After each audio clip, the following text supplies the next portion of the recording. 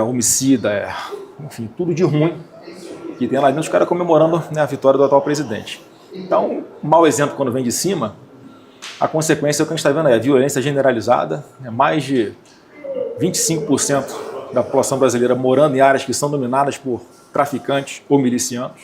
Então o que a gente tem que fazer? Deixar a lei penal muito mais dura, já começamos a fazer, aprovamos aí esse ano ainda uma lei antifacção, já começa a deixar esses caras mais tempo presos. A gente mexeu na audiência de custódia para parar de ser essa porta giratória, né? Hoje o cara assalta uma vez, 5 vezes, 20 vezes, 50 vezes, e o cara chega na audiência, a polícia prende, chega na audiência de custódia, o cara sai pela porta da frente. Isso já mudou também. Temos que construir mais de 500 mil de vagas em presídio, é o que eu estou propondo fazer, 500 mil vagas. 500 mil? Durante um mandato, para poder deixar essa galera presa. Porque qual foi a política desse governo, Julião? Desencarceramento. O que é isso? Olha, como o presídio está muito cheio, vamos soltar aqueles que a gente acha que são os menos perigosos. Então o que é isso? Alimentou a impunidade. Então um cara, por exemplo, qual a diferença de um furto de celular para alguém morrer por causa do celular? É isso aqui, ó. O cara não foi com a tua cara. A gente viu o ciclista aqui em São Paulo. O cara chegou na boa, o cara chegou a dar o seu celular. O cara deu o celular, do nada tomou um tiro na cara. Então, assim, esse marginal a gente não pode ter pena, tem que ficar preso de verdade. Então, essas coisas que a gente tem que implementar sem pena de marginal e pensar no direito da vítima e não no direito do criminoso.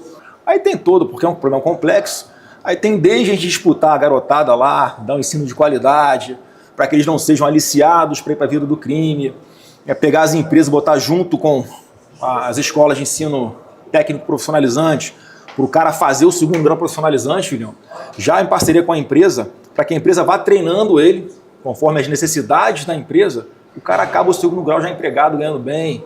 Então tem um monte de coisa que dá para fazer, mas só que o jeito que está hoje é muito difícil, porque o aluno hoje é um currículo muito ruim, 80% do que ele aprende na escola não vai usar nunca na vida dele. Hoje em dia o mundo é o quê? É tecnologia, inteligência artificial, empreendedorismo, educação financeira.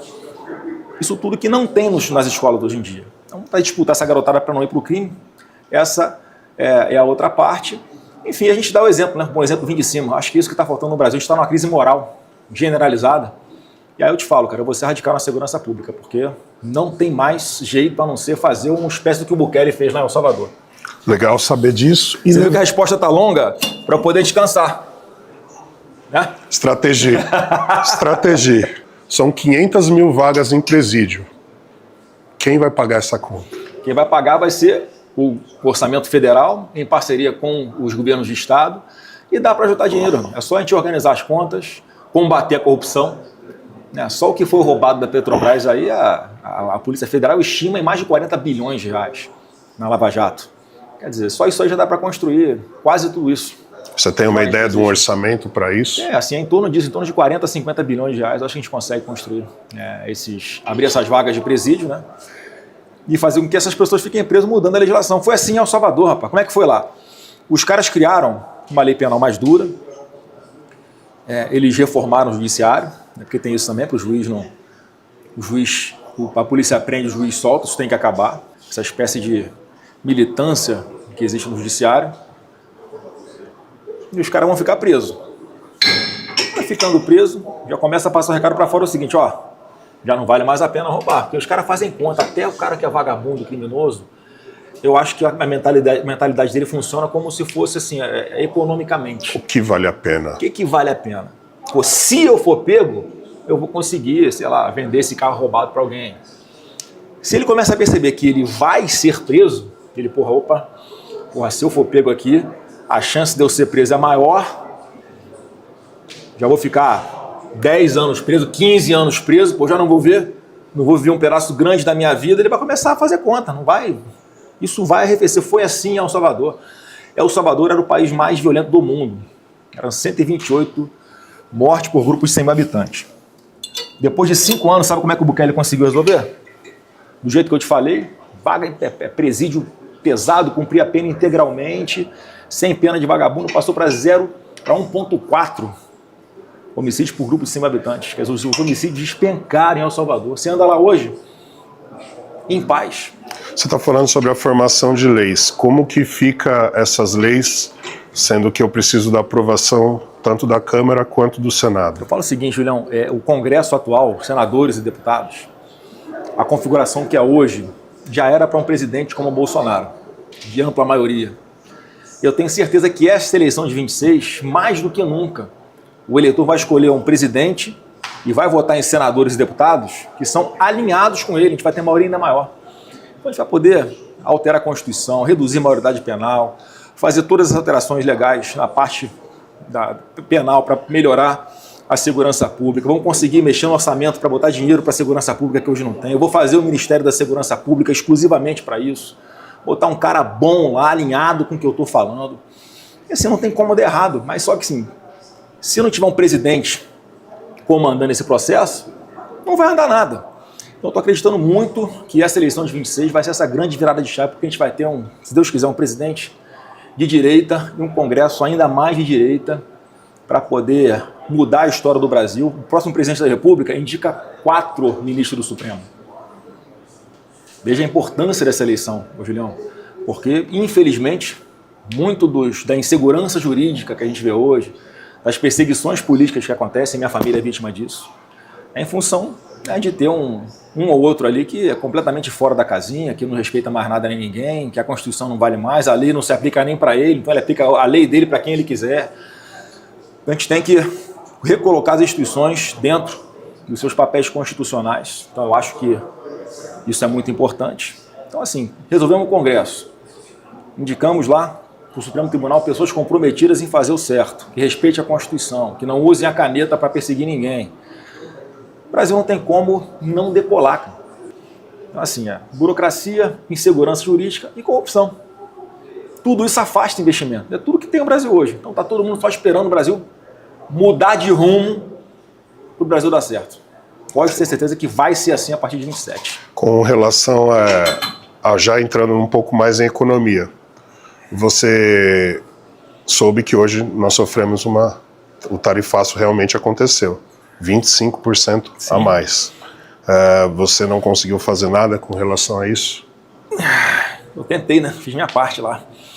Mas o atual presidente da República simplesmente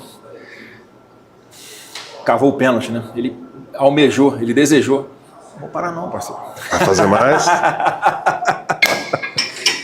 Ele foi lá, provocou os Estados Unidos, xingou o presidente, ameaçava, não sentou para conversar, para negociar, Júlio. Então ele quis isso para tentar usar contra a gente. Pô, tô aqui defendendo a soberania nacional. Só que essa tarifa de 25% foi uma investigação de um ano que aconteceu nos Estados Unidos, chamada Seção 301. Não foi só com o Brasil, foi com mais de 50 ou 60 países, se não me engano, que teve essa investigação. E com o Brasil, pela falta de habilidade do atual governo.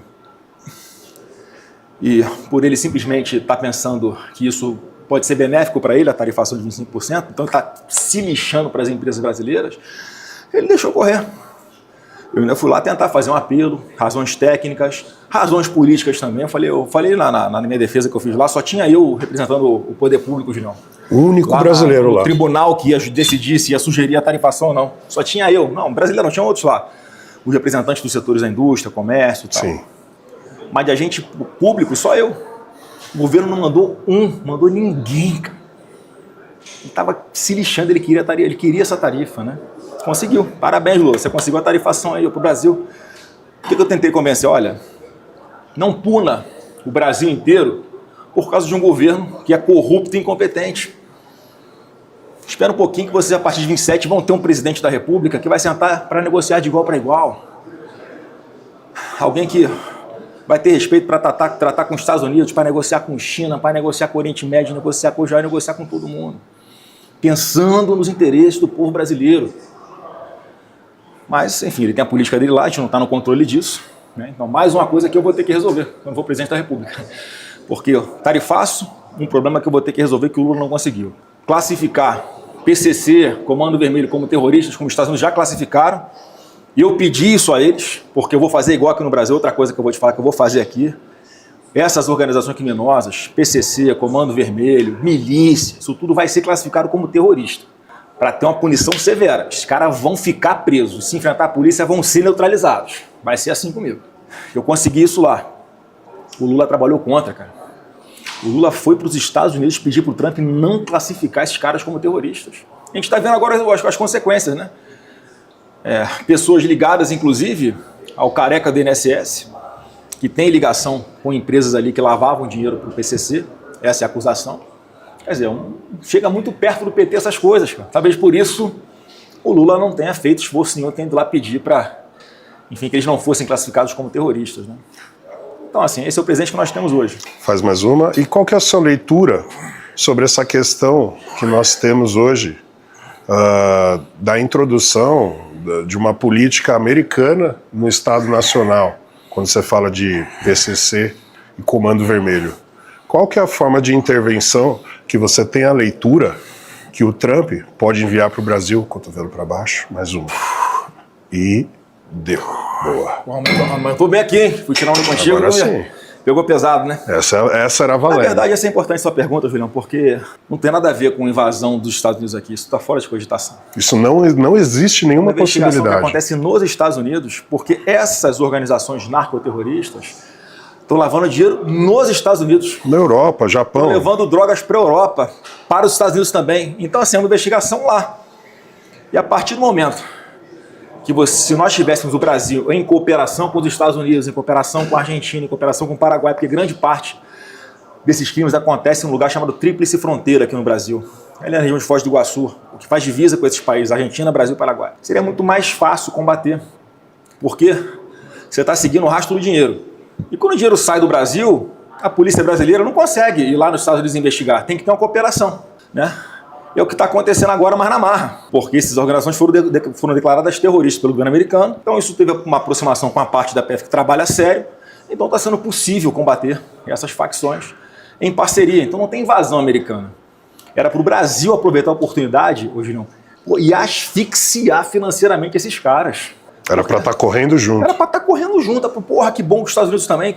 A gente pode trocar informação, pode trocar tecnologia. A gente pode ter uma troca ali de inteligência, né? Vamos fazer as operações em conjunto com polícias de vários países, porque os caras tomaram conta